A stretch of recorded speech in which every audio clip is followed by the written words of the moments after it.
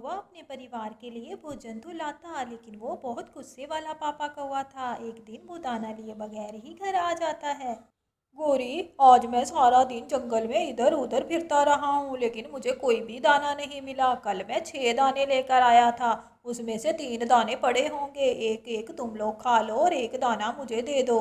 कालू, अब तुम जग्गू को डांटना मत। वो एक दाना जो पड़ा हुआ था वो इसने अपने दोस्त को दे दिया है, और एक एक दाना हम दोनों माँ बेटे ने खा लिया है। तुम्हारे लिए तो कोई दाना नहीं पड़ा हुआ। ये बात सुनकर कालू को बहुत ज़्यादा गुस्सा आता है। मैं सारा दिन जंगल में इधर उधर मारा मारा फिरता हूँ, और ये मुंह उठाकर सारे दाने दोस्तों को खिला रहा है। कालू कौवा बहुत गुस्से में होता है। वो अपने बेटे के मुंह पे जोर से थप्पड़ मार देता है। ओहो पापा, मुझे मत मारे। मैं आइंदा कभी भी ऐसा नहीं करूँगा। मुझे नहीं पता था आज दाना नहीं मिलेगा। और फिर जग्गू रोता रोता सो जाता है। थोड़ी देर बाद कालू अपने किए पे बहुत शर्मिंदा होता है। कालू, तुम पहले जग्गू को मार देते हो और फिर सारी रात बैठे पछताते रहते हो। पहले ही तुम उसे नहीं मारा करो।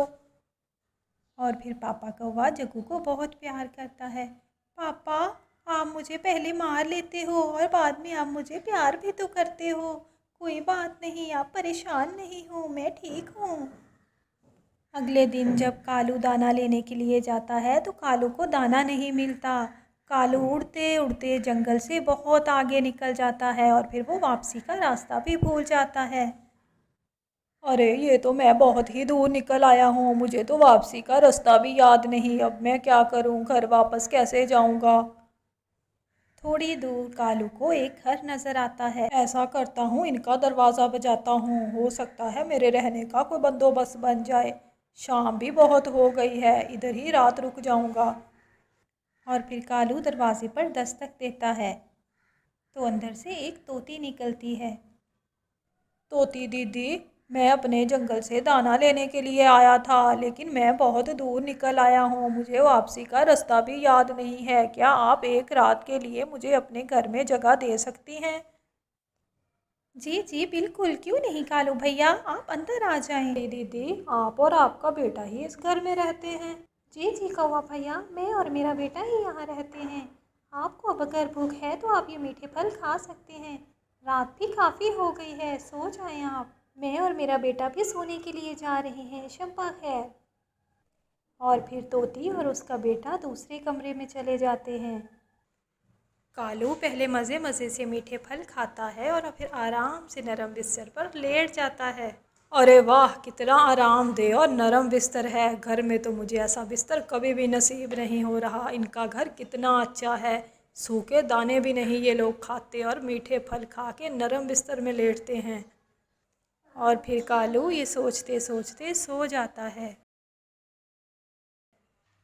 और फिर सुबह हो जाती है। कौवा भैया, आप नाश्ता कर लें और अपने घर चले जाएं, सुबह हो गई है। कालू की जैसे ही आंख खुलती है, कालू के सर में तो पानी डल जाता है, क्योंकि कालू तो इधर रहने का ही बंदोबस्त बना रहा था। तोती दीदी, मुझे तो अपने घर का रास्ता भी याद नहीं है। आप ऐसा करें, कुछ दिन मुझे अपने घर में ही रहने दें। मैं आप लोगों के घर का सारा काम भी कर लिया करूँगा। लेकिन कौवा भैया, आपके घर वाले आपका इंतज़ार कर रहे होंगे। इस तरह बगैर बताए आपका यहाँ रहना पॉसिबल नहीं है। नहीं नहीं तोती दीदी, मेरे घर में तो कोई भी नहीं है। मेरे माँ बाप तो बहुत पहले के मर चुके हैं। मैं तो घर में बिल्कुल अकेला रहता था। चलो ठीक है कालू, जैसे तुम्हारी मर्ज़ी। ये जल्दी से नाश्ता कर लो और बाहर से फल भी लेकर आने हैं और लकड़ियाँ भी अभी काटने वाली हैं। जल्दी जल्दी घर का सारा काम ख़त्म करो। और फिर कौवा थोड़ा सा फल खाता है और काम के लिए निकल जाता है। कालू कौवा सारा दिन लकड़ियाँ काटता रहता है और शाम को फल लेकर थका हारा घर आता है। लेकिन कालू जो भी फल लेकर आता है, तोती के बेटे को कोई भी चीज़ पसंद नहीं आती। ओहो मम्मा, मुझे ये फल नहीं खाने, मुझे अमरूद खाना था, और ये बेवकूफ़ कौवा फिर सेब उठा के ले आया है। मुझे नहीं खाना ये। अरे बेटा, तुमने कौन सा मुझे बताया था कि तुमने अमरूद खाने हैं? तुम रो क्यों रहे हो? मैं कल तुम्हारे लिए अमरूद ले आऊँगा, तुम चुप कर जाओ। चलिए ठीक है कौवा भैया, अब आप भी सो जाएं, हम भी सोने के लिए जा रहे हैं। शब्बा खैर। कौवा सारा दिन काम कर कर के थक जाता है और वो खाना खाए बगैर ही सो जाता है। अगले दिन फिर कौवा सारा दिन लकड़ियाँ काटता रहता है और शाम को तोती के बेटे के लिए अमरूद लेकर आता है। ओहो मम्मा, मुझे अमरूद नहीं खाने, आज मुझे सेब खाना था और ये बेवकूफ़ कालू कौवा फिर हम ये उठा कर ले आया है, मुझे ये नहीं खाना। और फिर कालू को बहुत गुस्सा आता है। वो तोती के बेटे के मुंह पे ज़ोर से थप्पड़ मार देता है। एहसान फरामोश कौवे, तुमने मेरे बेटे के मुंह पर थप्पड़ मारा। मैं अब तुम्हें अपने घर में 1 मिनट भी बर्दाश्त नहीं कर सकती, जाओ दफ़ा हो जाओ यहाँ से। और फिर तोती कौवे को धक्के देकर बाहर निकाल देती है। और फिर कौवे को समझ आती है कि मेरा परिवार जैसा भी था, जैसा सूखा रूखा दाना लेकर घर जाता था, उन्हें डांटता भी था, फिर भी वो मुझे कुछ नहीं कहते थे। और फिर कौवा वापस चला जा है। वो एक दो पंछियों से रास्ते में रास्ता पूछ लेता है और आहिस्ता आहिस्ता अपने घर पहुंच जाता है।